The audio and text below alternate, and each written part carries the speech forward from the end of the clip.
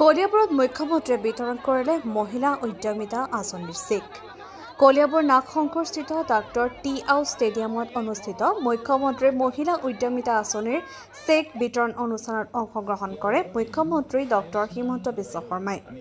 অসম চৰকাৰৰ পঞ্চায়ত তথা গ্ৰামোন্নয়ন বিভাগৰ উদ্যোগত অসম ৰাজ্যিক গ্ৰামীণ জীৱিকা অভিযানৰ সহযোগত আৰু নগাঁও জিলা প্ৰশাসন তথা কলিয়াবৰ সমজিলা প্ৰশাসনৰ ব্যৱস্থাপনাত অনুষ্ঠিত হয় উক্ত অনুষ্ঠানটো। অনুষ্ঠানত কলিয়াবৰৰ মুঠ ৩২,০০০ গৰাকী মহিলাক ১০,০০০ টকাকৈ চেক প্ৰদান কৰে মুখ্যমন্ত্ৰীয়ে। উক্ত অনুষ্ঠানত মুখ্যমন্ত্ৰীগৰাকীক সংগ দিয়ে ৫৭ নং কলিয়াবৰ বিধানসভা সমষ্টিৰ বিধায়ক তথা অসম চৰকাৰৰ কেবিনেট মন্ত্ৰী কেশৱ মহন্ত, বৰহমপুৰ সমষ্টিৰ বিধায়ক জিতু গোস্বামী, নগাঁৱৰ বিধায়ক ৰূপক শৰ্মা, ৰহাৰ বিধায়ক শশীকান্ত দাস আৰু সাংসদ কামাখ্যা প্ৰসাদ দাসাই। অসম ৰাজ্যিক গ্ৰামীণ জীৱিকা বিকাশ অভিযানৰ অধ্যক্ষ কুন্তলমণি শৰ্মাই আদৰণি ভাষণ প্ৰদান কৰাৰ পাছতে মন্ত্ৰী কেশৱ মহন্তই ভাষণ প্ৰদান কৰে। মুখ্যমন্ত্ৰীগৰাকীয়ে ভাষণ প্ৰসংগত কয় যে যদিহে এই ১০,০০০ টকাৰ সদব্যৱহাৰ কৰি মহিলাসকল লাভান্বিত হয় তেন্তে পৰৱৰ্তী সময়ত পুনৰ ২৫,০০০ আৰু তাৰ পৰৱৰ্তী সময়ত ৫০,০০০কৈ টকা প্ৰদান কৰা হ'ব, যাৰ জৰিয়তে মহিলাসকলে লাখপতি বাইদেউৰ শাৰীলৈ উন্নীত হ'ব পাৰিব। লগতে যিসকল মহিলাৰ স্বামীৰ ইতিমধ্যে ব্যৱসায় আছে তেওঁলোকৰ ব্যৱসায়টো উক্ত ধনৰাশি ব্যৱহাৰ কৰিব পাৰিব।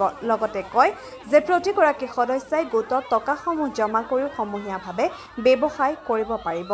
ইয়াৰ উপৰি এগৰাকী সদস্যাক ৩টাতকৈ অধিক সন্তান জন্ম নিদিবলৈও পৰামৰ্শ আগবঢ়ায় মুখ্যমন্ত্ৰীগৰাকীয়ে। ইয়াৰ বাবে নৱেম্বৰ মাহত এখন নতুন আইন প্ৰণয়ন কৰাৰ কথাও জানিবলৈ দিয়ে। অসমৰ ইক'চিষ্টেম চেমিকণ্ডাক্টৰ ছাপৰ্টিভ নহয় বুলি কৈছে, লগতে 15,000 ইউথে তাত ট্ৰেইনিং ল'বলৈ গৈছিল। চাওক, কোনো 15,000 যুৱক তাত ট্ৰেইনিং ল'ব যোৱা নাই। এইটো মল্লিকাৰ্জুন খাৰ্গে ল'ৰা প্ৰিয়ংক খাৰ্গে এটা অপপ্ৰচাৰ চলাইছে। তেওঁৰ দেউতাক মল্লিকাৰ্জুন খাৰ্গে ভূপেন হাজৰিকাক ভাৰত ৰত্ন দিওঁতেও অত্যাধিক লজ্জাজনক মন্তব্য প্ৰদান কৰিছিল। এই গোটেই খাৰ্গে পৰিবাৰজনেই অসম বিৰোধী।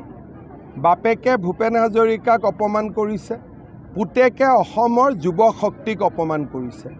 মই ভাবোঁ যে কংগ্ৰেছ দলে ইয়াৰ বিপক্ষে মাত মাতিব লাগে আৰু কংগ্ৰেছ দলে তেওঁক বুজাব লাগে অসমৰ সংস্কৃতি কি, অসমৰ যুৱ শক্তিৰ ক্ষমতা কিমান, তাৰ বিষয়ে নিশ্চয় তেওঁক বুজোৱাৰ দায়িত্ব, তেওঁক সকলো ইতিহাস বুজোৱাৰ দায়িত্ব কংগ্ৰেছ দলে ল'ব লাগে। আৰু প্ৰিয়ংক খাৰ্গেৰ ওপৰত মোৰ মন্তব্য যোৱাকালি মই দিছোঁৱেই। চাওক, মই আৰু কি ৰাজনীতি কৰিম, তেওঁৰ লগত আৰু যুঁজ বাগৰ কৰি থকাটোতো মোৰ কাম নহয়। মোৰ যি ক'ব লাগে মই কৈ দিছোঁ।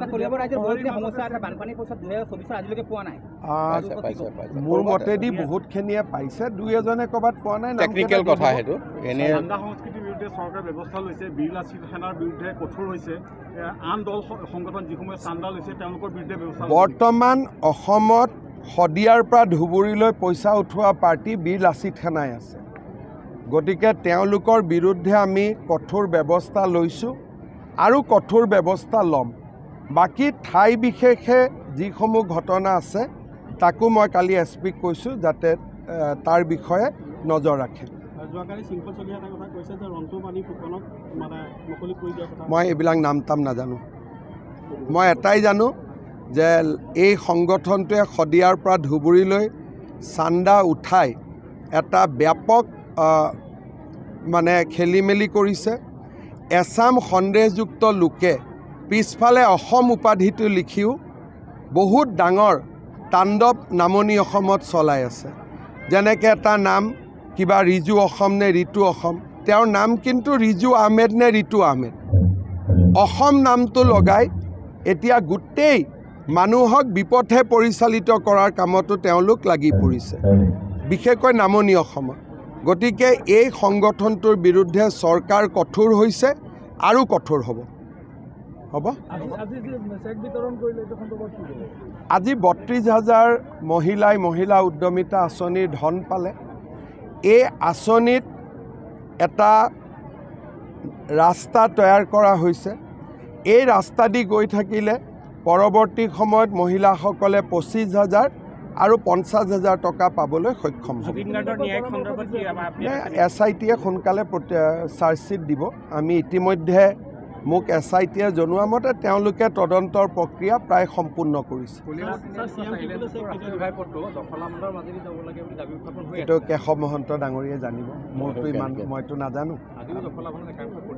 প্ৰতিবাদটোতো কৰা ভাল, কিন্তু লোকেল মন্ত্ৰী আছেই, তেওঁৰ লগত কথা পাতিব ডিচেম্বৰ। আপোনালোকে যিবিলাক মানুহৰ কথা শুনি থাকে তেওঁলোকৰ বিষয়ে প্ৰথমটো মই পঢ়িব লাগিব, নপঢ়াকৈ মই কি উত্তৰ দিম? কাৰ কথা কি কৈছে, ইমান টুইট চাই থাকিব, ফেচবুক চাই থাকিব, মোৰতো সময় নাই। ৰাতি 2-3টাত শুব লাগে, তাৰ লগত যদি আকৌ চবৰে ফেচবুক পোষ্টবিলাক চাব লাগেতো ৰাতি শুবই সময় নাপাম, 2 ঘণ্টাও নাপামগৈ। AGPৰ লগত মিত্ৰতাটো থাকিব, নাথাকাৰটো কথা নহয়, খালি ছিটবিলাক অলপ পৰিৱৰ্তন হ'ব।